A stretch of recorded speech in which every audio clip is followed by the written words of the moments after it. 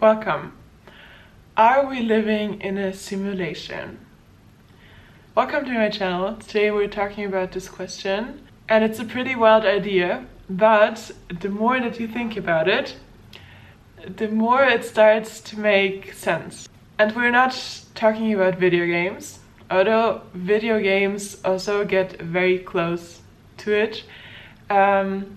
We talk about that this earth might be a training ground for our souls. What is simulation theory?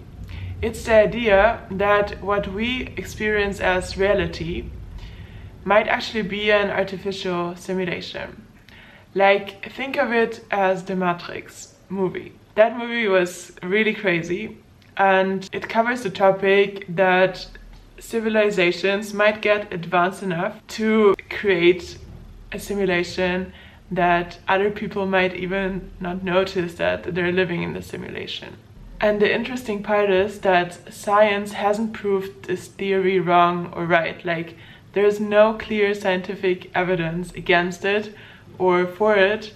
So, I don't know, it's just one of these mind-bending possibilities that can exist. The question is why? Why should we live in a simulation? What is the purpose of it? Some people believe, like, I just want to give you here a lot of perspectives. I don't say that I believe myself in it or that I think it's 100% truth. It's just about different perspectives. So some people believe that souls come to this earth to experience and to learn. This earth is like really a training ground for souls. And that's why it's no wonder that this place, it's a hard place to live. Like, look at wars, look at poverty, look at, I don't know, people struggling because of a lack of money, lack of health. All these things that make life so difficult or that cause the lows that we have in life. And every challenge that we experience here is teaching us something new about ourselves, is teaching us to focus maybe more on relationships than on material goods, helps us to understand what is really important. Like, you hear everywhere that people on their deathbed, they don't ask to see, I don't know, their trophies for one more time, or they don't ask to look at their bank account or everything that they have achieved. They just ask to be around their loved ones and that their loved ones are still there or still exist. All the hardships want to lead us in this direction, to get more strong, to feel more empathy, and to be more present. We're also not supposed to change so much, I think, like from my perspective, in all of this theory, because if Earth is designed as a training ground, it's designed to be a hard place to live. We don't come here to change everything, to make it a peaceful world. Like, of course, this would be the ideal world, but when you look back into the past, there was never like real peace. There was always turmoil. There have been always wars. So maybe it's really designed for us to make these hard experiences, and to focus especially on yourself and not on all of the outside. Like, there's a saying that everything experienced is a reflection of your inner world. Somebody also said, like, it's hard enough to change only yourself.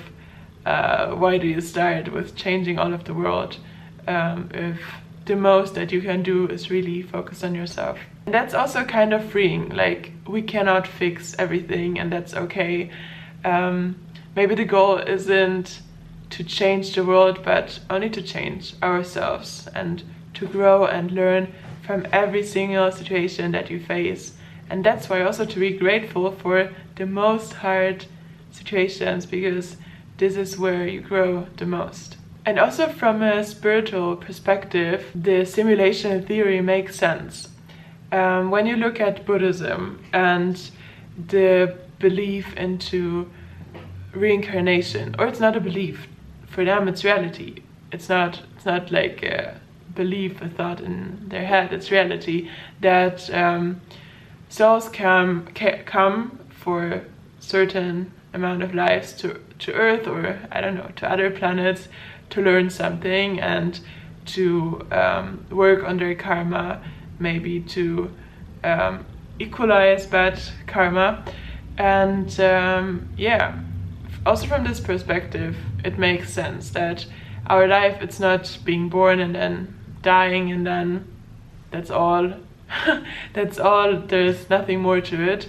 But it's a constant evolution towards being better, but not being better in terms of achieving more, being better in terms of enlightenment, probably.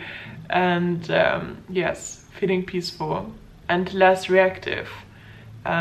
Yes, this is also what it teaches us, maybe to be less reactive. If everything is a simulation and if everything is like a game to play, you don't need to take everything so personal and so serious.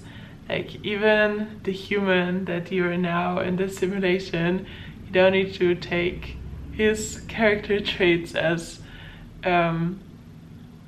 personal. So what are the practical things that we can take from that? I think this is the most important thing, not just to think about it as philosophy and fantasy and stories.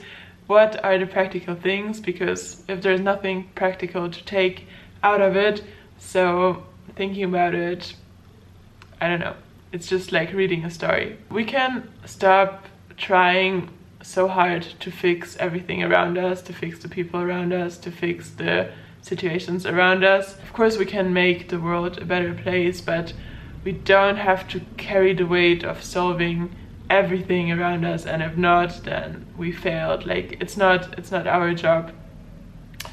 The only job you have is really to control ourselves.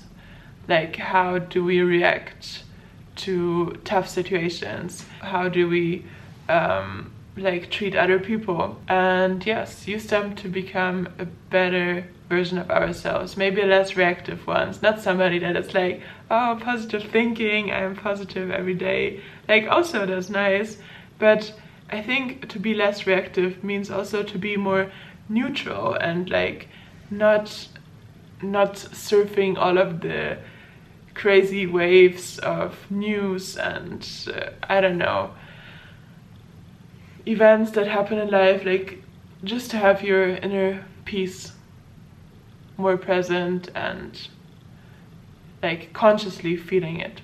Whether it's a simulation or not, maybe the key takeaways are that life is meant to be challenging and it's supposed to be tough sometimes. So if you're feeling like this, it's okay. It's why we're here, it's the purpose of it all. The goal isn't to change everything. The goal is to experience and to grow. I love to think about things like this, things that are in the meta physics that are not clear. It's very interesting for me to know what you think about it and if you think it's real. Like there are some people who don't like to think about these things because there's no clear answer to it, but I love that there is no clear answer to it. It makes it exciting. See you in the next video. Bye bye.